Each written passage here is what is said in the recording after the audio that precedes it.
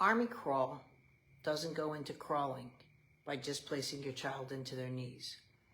There's a couple of reasons for this. One, it defies the principles of gravity, and it makes the movement way too hard to do.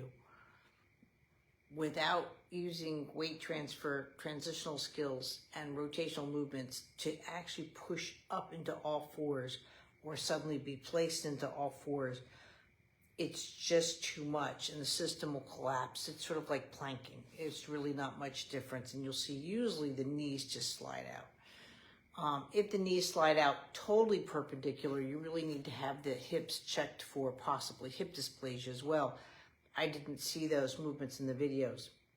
And by the way, I'm sorry for this being late. I am so backed up, but I'm doing the queue from when I loaded them up by time stamping as best as I can. But when I'm traveling, I'm doing 8 to 9 lessons a day plus everything else, and there's just not enough hours in the day. When all milestones need to have transition skills, meaning they have to be able to get in and out of all fours before they can crawl.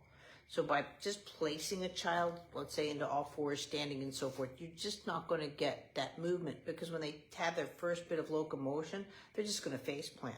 It's no different than you even emotionally. You know, if you can't get in and out of a situation, you panic, you can't do it. And that's what milestones are.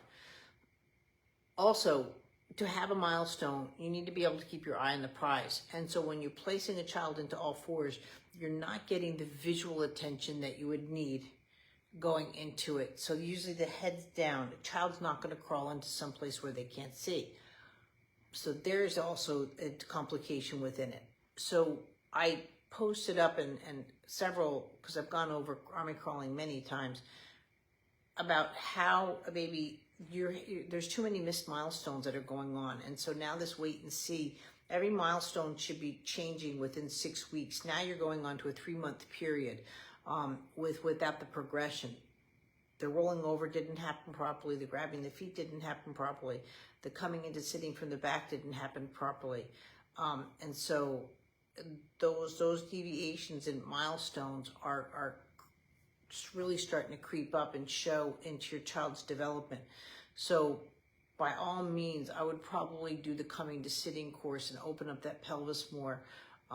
Go back and lay a better foundation in the movements. But to sit there and just prop your baby, I don't teach it, I don't practice it, never have done a lesson in it, and it just doesn't work. It's just not the way it's done.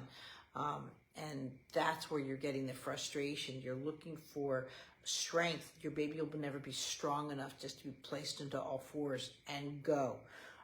They'll just go right back down to their belly. A baby does what's easiest, so do we. That's why McDonald's is winning. And that's where you're seeing the breakdown and the complications of the milestones. But your baby needs to not have missed so many milestones, and that's where you need to be working on, is those foundations. Thanks.